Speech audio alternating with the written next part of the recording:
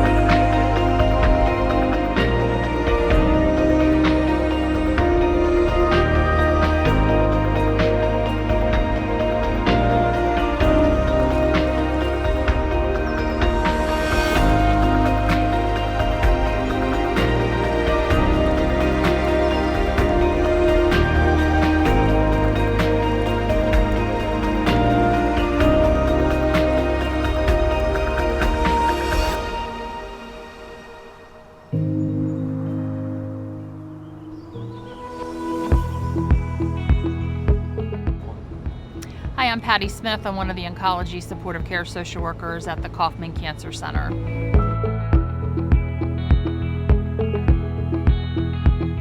People with cancer may experience changes to their thoughts and feelings. They may have normal feelings of sadness, uncertainty, worry, or disbelief.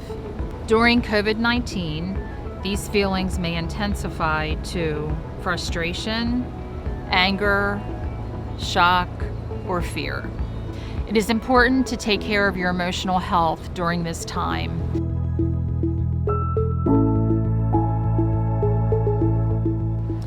Family members, friends, and caregivers can ease cancer patients' anxiety and depression during the COVID crisis by doing the following things. Follow guidelines and take the necessary precautions. Acknowledge that you may have the same feelings and concerns. Have a plan in place as to who will be going to the grocery store, picking up medications, or assisting with telehealth visits. Stay connected, communicate, check in. Taking care of yourself is just as important as taking care of your loved one. Identify ways to lower your stress, do things you enjoy, and process your feelings. You are doing the best you can. You already have coping skills as you are dealing with cancer. Rely on these during this time and be open to learning new ways to cope. Hi everybody, my name is Brooke Day. I'm one of the social workers here at the Kaufman Cancer Center. I have been working with Cancer LifeNet for a year now, and I work with breast cancer patients as well as GYN and GU patients as well.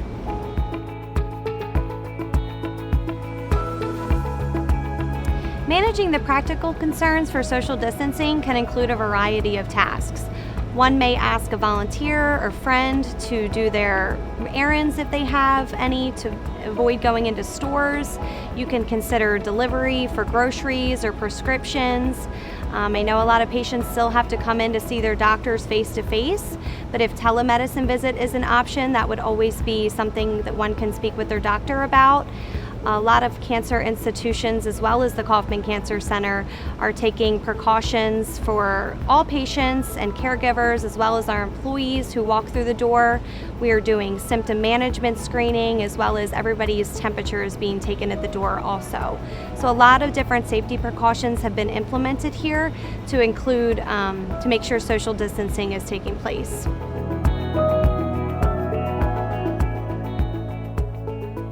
Definitely just focusing on the things that you can control, trying to keep a schedule for your day, trying to wake up at the same time as well as go to bed at the same time each night. One can try meditation, developing a new hobby, and staying connected with family members.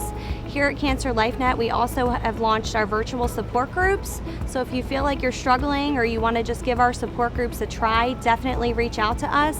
Our social workers are working very hard to implement those and get them up and running for everybody in order for all of our cancer patients to stay connected.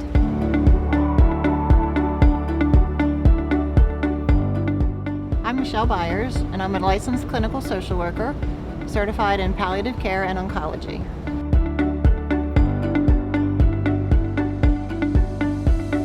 So anxiety, like most emotions, is healthy. It's when it becomes unmanageable and begins to interfere with our daily life that we need to take note. And there are 6 symptoms, 6 categories that we take a look at. The first category is physical symptoms: excessive sweating, upset stomach.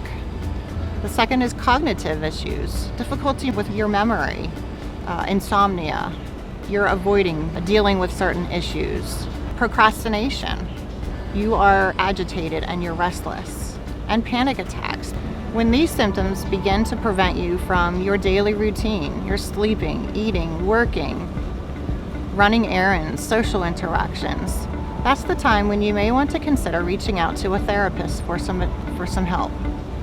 Depression symptoms can also be exacerbated by the pandemic, and these symptoms are a little more profound sadness and feelings of emptiness, significant changes in your eating and sleeping habits, thoughts of suicide.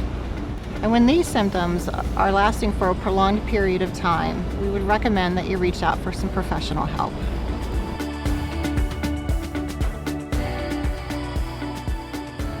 Social distancing doesn't mean that we can't reach out to one another.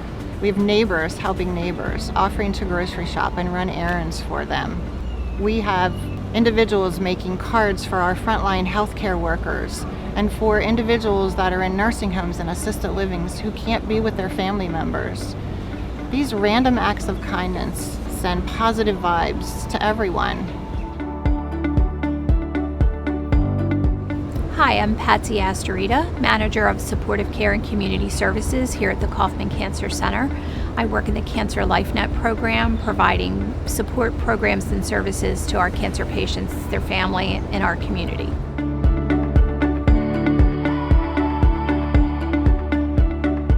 So during this time of the pandemic with COVID-19, I'd like to share 6 strategies for coping on a daily basis. 1, checking in with yourself. 2, making sure you're eating, sleeping, and moving in a way that is healthy. 3, developing a routine.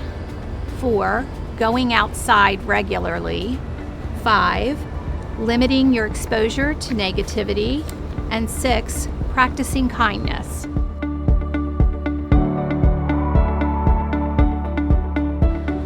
During this time of the COVID-19 pandemic, the administration here and our leadership team in the Cancer Center is really looking out not only for our patients, but our team members as well.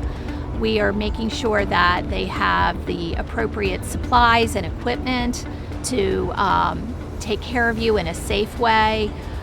We have implemented universal masks wearing for patients. We've limited visitors. We also are very concerned about our team members' mental health, and so we have offered online services. We have employee assistance programs. We are implementing something called the You Matter moment, where we are doing mindfulness exercises and helping them to really cope with the stress that they're under as well. We have received an overwhelming amount of kindness and support from our community, from food to positive signage and rocks along the way coming in, and we really appreciate all the support that has been given from the community.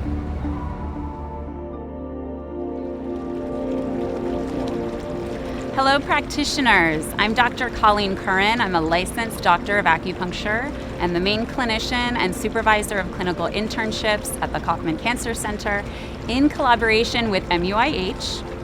And yes, I did call you practitioners because today I will be sharing with you a self-administered treatment technique that you can utilize at any time to self-treat for many symptoms on body, mind, and spirit levels. We'll be utilizing what I like to call verbal medicine, where we choose words to describe our state of being that are beneficial in association so that we can alter our mindset and change our body chemistry. I'll also be showing you a very comprehensive acupoint that you will utilize with deep breathing to oxygenate the body and treat on body, mind, and spirit levels. So let's find the acupoint together. Start by locating the tip of your nose. Then you'll be moving upward on the midline, in the center, through the forehead, stopping at your hairline. Now you may feel the point a little bit above the hairline, at the hairline, or slightly below. And acupoints feel like pools of energy. They can feel sensitive, they can feel achy, a little pinchy. If you're not experiencing any sensations, that's okay. The body is still getting the message. So go ahead and find where that point is for you, okay?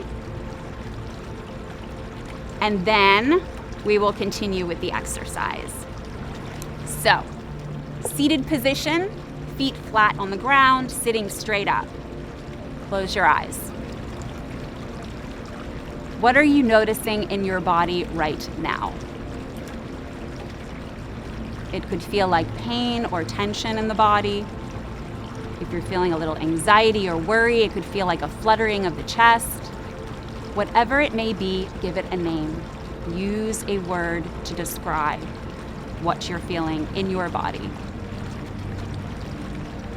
Now, we'll be administering the verbal medicine part, where we choose a word that we would like to transform into. So if you're feeling pain or tension, would you rather be feeling peace?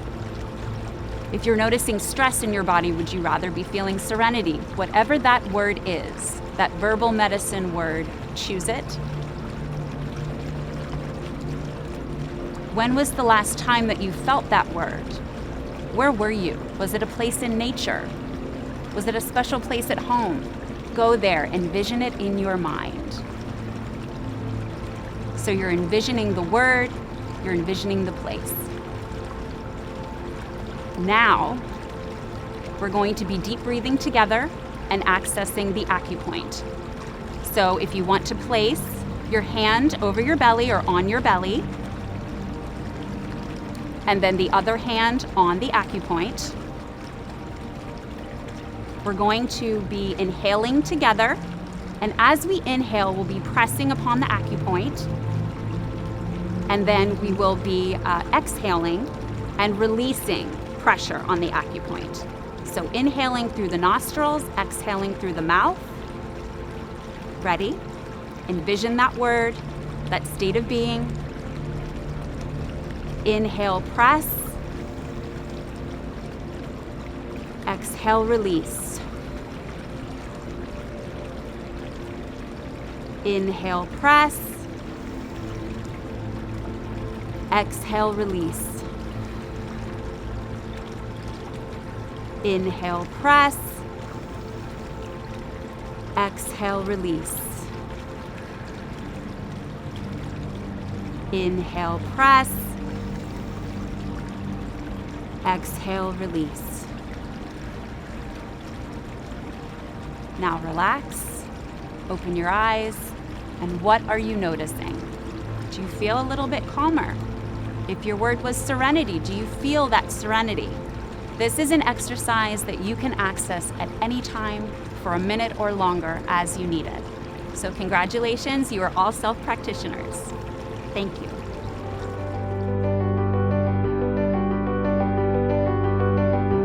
Thank you for joining us today. We are very happy that you were part of this celebration. You're an inspiration to all the cancer patients out there, and we appreciate you joining us today.